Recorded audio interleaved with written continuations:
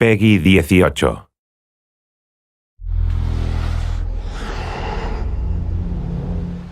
Hi, my name is Ashraf Ismail, Game Director of Assassin's Creed 4 Black Flag, and I'm very proud to be showing off the Caribbean open world.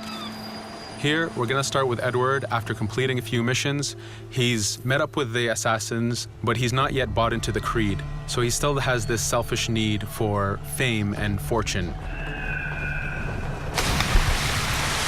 Edward is one of the most unique characters we've created for the Assassin's Creed universe. He is a man who is still trying to figure out who he is in life and what he wants to get out of it. At this point in the story, he still wants that fame, so one way to get it is to complete these assassination contracts. This is a way to make money and to gain a bit of notoriety. So here we go. We have 2 targets to take out, 2 Templar brothers. So we're going to accept the contract, and the world map is going to show us where this contract takes place. So we see here that the contract is actually very close to us. It starts in the village we're in, but as we zoom out, we want to show you the world that we have. Many locations, over 50 locations, centered by Cuba, the Bahamas, and Florida up north. This is a massive world. There's a lot to find and do in this Caribbean Sea. But now we'll get back to the Fisherman Village and go after our targets. The Fisherman Village, it's one type of location in this world. It's really here as a convenience to the player. This is where you can start missions, where you can shop to upgrade Edward and the Jackdaw itself. It's really about the mood and the ambiance of the Caribbean Sea. In the distance, we have a tavern that we're approaching. Taverns are places where you can hire crew, play mini games, drink if you wish. But for now, we're going to focus on the targets and take them out.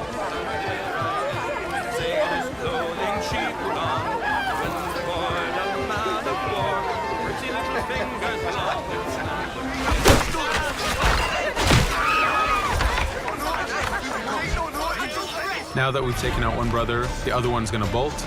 Just like classic ACs, we can chase him down and take him out that way, but there's many ways to complete this contract.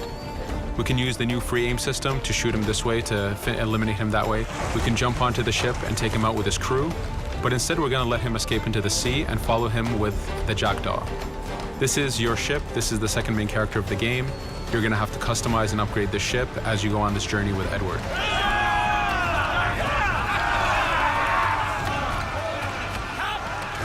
We've seamlessly gone from a ground chase right into a naval chase. We could destroy the ship and complete the contract that way, but instead, using the spyglass, we can see that he's carrying a lot of rum. Rum is important in the economy system. It's one way of making a lot of money if you sell it properly. So instead of destroying the ship, we're going to plunder that ship. Fire! Here you can see the upgrades that we've made into the naval combat. Using the front cannons, you can shoot chain shots to slow down the ship. Using the new round shot mechanic of trajectory aiming, you can aim for the hull and do a lot of damage this way.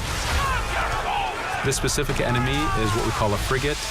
Frigates are the type of ships that you need to destroy as fast as you can, because the longer the fight lasts, the more damage they're capable of doing. We have other enemy types like the Charger or the Man of War. The Man of War is a massive ship capable of carrying over 100 cannons. These are ships that you really need to upgrade to be able to face. But now that this frigate has been demasted, we can start the boarding. Boarding, it's very important. You are a pirate. This is how you gain cargo. This is how you take on ships. So here we can start the boarding from any orientation or angle we wish. The distance even matters. If you get too close, the 2 crews will just jump right into each other. If you start a bit further, you can jump in the water and go in for a sneak stealth attack. We have 2 objectives to accomplish for this boarding. We can take out the captain, and we need to take out some of his crew. So using the swivel gun, we will efficiently take out a lot of the crew. And now we'll go for the captain using Edward's navigation abilities. Here, again, using the new free aim system, we have a dangerous enemy on the other side taking out our crew. We can easily take him out with a headshot. So what we see here is that 2 ships have come together to create this 3D environment where, using your assassin abilities to navigate, to be stealthy, you can take the advantage and get the kill by surprise. Now that we've taken out the captain, we still need to take out a few of the crew members to complete this boarding. Now that we've plundered the ship, we're going to gain that rum that we saw earlier, but we're also going to gain ammo and crew members and some gold. With every boarding, there's 3 options that you can do with that ship. You can gain crew members, you can send the ship to your fleet if you wish, or you can salvage a ship to repair the Jackdaw if you took too much damage in the fight. In this case, since we did well, we're going to send the ship to our fleet. Now that we're back in the Caribbean Sea, we needed to make sure that every minute something is being advertised to the player, something new for the player to do. In this case, we have this uncharted location. These are what we call playas. We have over 75 of these in the Caribbean world. Every playa has something very important for the player to find, something that will help in upgrading Edward or the Jackdaw. So it's in your advantage to explore these locations.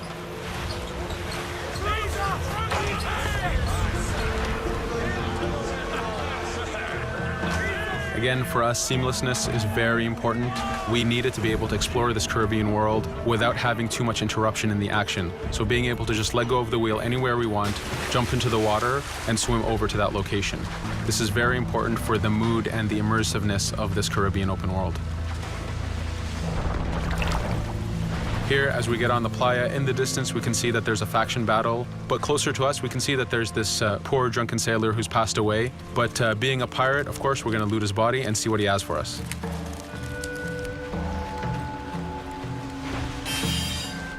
So we found a treasure map. This treasure map is asking us to go to an island called Misteriosa.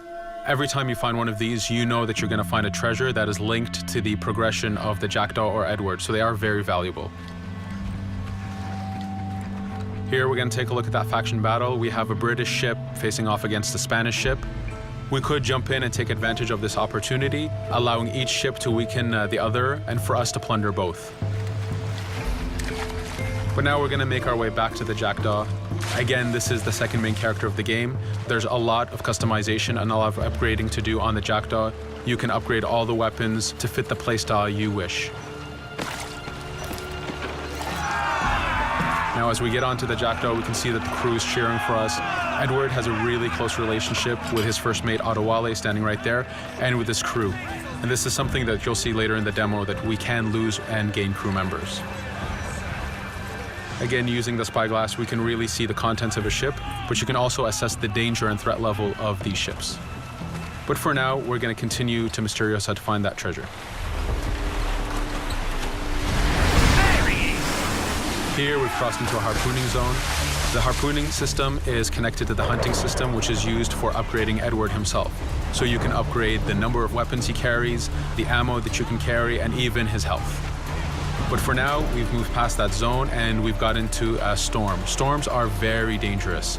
If you're not careful, if you don't know how to navigate a storm, you will take damage to your ship and you will lose crew members. In the distance, we can see a water spout. This is a tornado in the ocean. These are very dangerous. They can suck you in, and when they do, they tear the ship apart and take out your crew.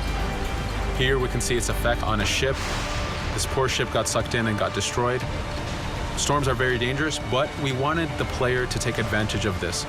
When you've mastered a storm, when you know how these systems work, you can pull enemies into a storm and let the storm do damage for you. So there is a strategic element to using a storm in the world.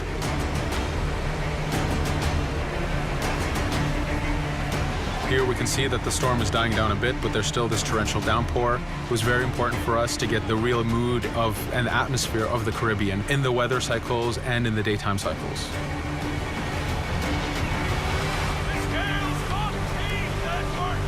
But here, since we've survived the storm, did pretty well, let's order our crew to sing. Sea shanties are a part of this game. It's a collectible that you can find in the world.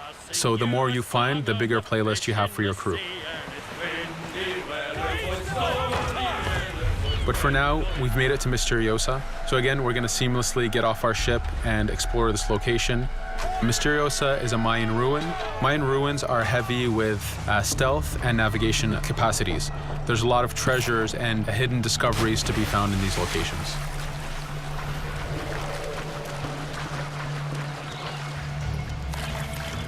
If we recall the treasure map, the treasure is hidden behind a temple. So just by quickly looking around, we can see that temple looks about right. So that's our objective. We'll head there. As we go this way, we can see there's a lot of guards on the beach. We could go in and fight them if we wish to, but to show off that this is a mini open world, we're going to try to find a different route to get to our objective. Here, we've seen a guard. We don't want to alert him, and we don't want to alert the guards on the beach, so we're going to use our stealth ability to take him out silently.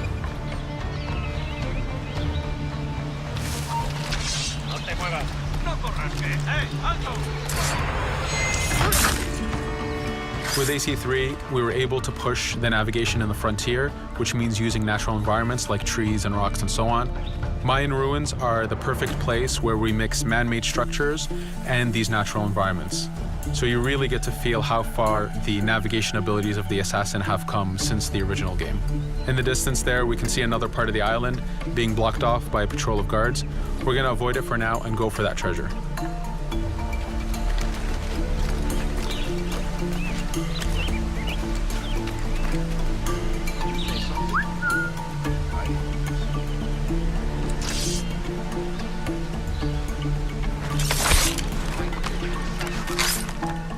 It's important for us to be able to give the players new tools, specifically for stealth. In this case, we have the blowpipe. Using the berserk darts, you make your enemies go crazy. Effectively, this means that they'll attack anything and everything in sight, including their own friends, animals, or Edward if he was in the way. So you do have to be careful with how you use it. But now that we've caused a distraction, if we happen to fall down there, at least there's already a bit of damage done for us. But using our navigation skills, we're able to get past that area without any trouble. There in the distance, you can see the jackdaw placed exactly where you left it when you got onto this location. It's really important for us to show the beauty of this Caribbean world. The Caribbean has some amazing vistas, and we pushed ourselves to replicate this in the game.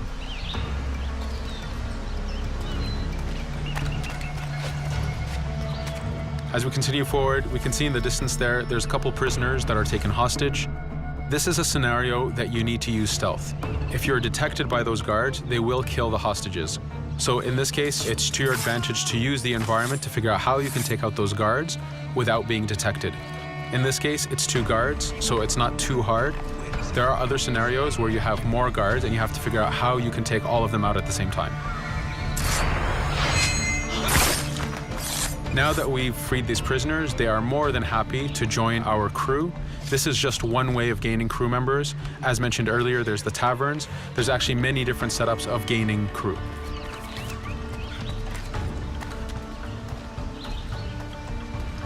Here, we're going to go back to the treasure map. We can see that the treasure is actually behind the temple near a fountain. So if we just look around, we can see that it's around here.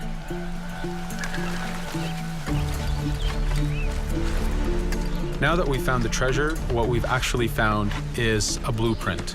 Blueprints are incredibly valuable for the upgrading of the jackdaw. This is how you can upgrade the biggest and most devastating upgrades of the ship. So here we're approaching a reach high point. Just like classic ACs, synchronizing with a reach high point reveals the contents of a location and the map itself. But as an added feature, because this game world is so huge, there are many different locations, this also becomes a fast travel point. So now you can, by synchronizing, now you can come back here anytime you wish to collect those treasures that we passed up a bit earlier. Here we've reached the end of the demo. This was a tease of the open world that we have. We're very excited to be able to show off this game and to let you play it very soon. Thank you for joining us.